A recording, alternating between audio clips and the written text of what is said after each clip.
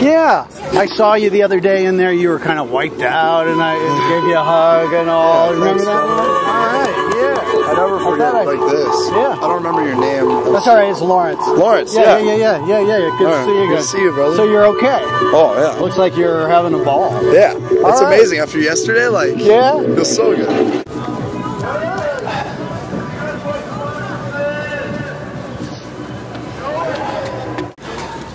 Hi.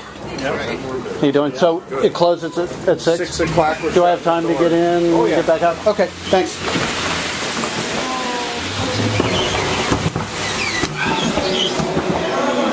Hi.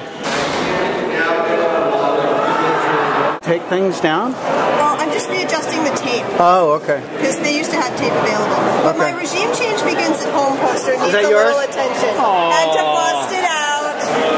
They took down my Walker's Asylum, sorry.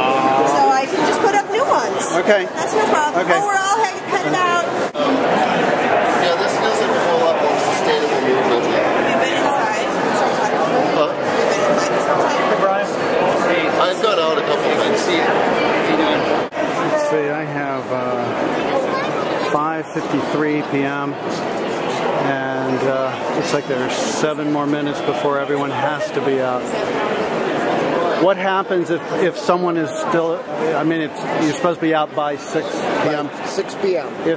If say I'm still standing right there at 6 p.m., what would happen? We would politely ask you to exit the building. Okay. I mean, like there could be some stragglers or something. There right? could be, but they're going to do their best to try to have everybody exit by 6 p.m. Very good. Or as close thereto. Okay. This is what a police state looks like. This is what a police state looks like. This is what a police state looks like. Tell me what happens in 3 minutes. This is what a police state looks like. So 6 o'clock we all go. Pretty quick. Okay. That's 6 o'clock. Okay. See you tomorrow, man. Okay.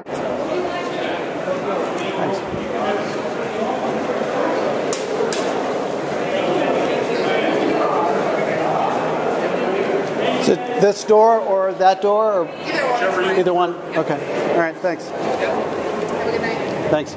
Oh, you go. I saw you in the rotunda earlier today, and there was a guy in there with a beard. Okay, and I saw you came up and asked if you asked them to move. Yeah, I asked them if maybe they could have their conversation not in the middle of the rotunda, so that all the attention wasn't on them.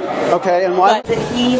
Good night now. Good night. Thanks. And he said, like, he was like, I'm in a union, but I support Scott Walker. I'd like you all to tell me, like, your opinions about whatever. Right. And he was being very calm and not confrontational. Yeah, no, it was fine. Yeah. The only thing was, once it started, the first thing I heard about it was that he called someone fat. And so someone asked me to go and see what was going on. It's true. Right. What I do know is that once he went into the center of the rotunda, like, everyone stopped chanting and the singing stopped for a while. When he did, at the time that he did. Okay. Yeah, because, and so I was just, like, I wanted to see if we could keep the energy up. So I just said, like, hey, do you think you guys want to have your conversation, like, out there? And they said no. And I said, okay. Yeah, because you didn't really have any authority to tell them. Right. The people who are dissenters chanting the Walker administration. What happens when they then gain power in 4 years? How do they get to maintain legitimacy when they were out of power, they behaved the way they're behaving now, which is to take over the people's house and really to intimidate further dissent.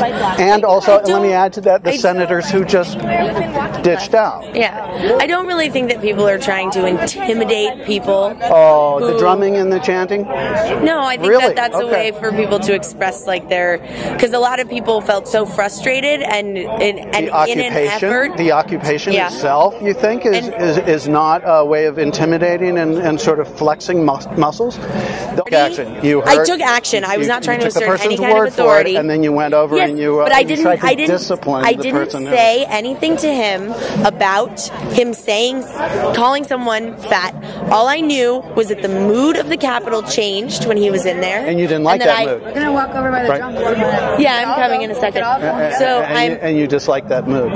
Yeah, I didn't think it was a very nice mood. I felt like people felt like he was antagonizing them to a certain extent. And so I went over and I politely, no, it was a free speech moment, and it was my free speech moment to go over and ask them to move out of the middle of the rotunda, and it was their free speech moment to say no. I noticed you did it politely. Yeah. I mean, you came up interrupted, but politely. I said, "Excuse me," and they stopped and looked at me, and I said, "Do you think maybe you could have the conversation on the outside of the rotunda?" And they were like, "No, thank you," and I was like, "Okay." I literally did not say a word after they said no. Okay. I was just saying maybe it hadn't occurred to them that being in the middle of the rotunda, all the attention is in that space, and that maybe they could have a more productive, more honest conversation without everyone looking at them and paying attention to them, because I really thought what he did was cool. He came in and he said, my understanding, hearsay, is that he came in and said, I would like people to explain to me why they oppose this bill, because I don't.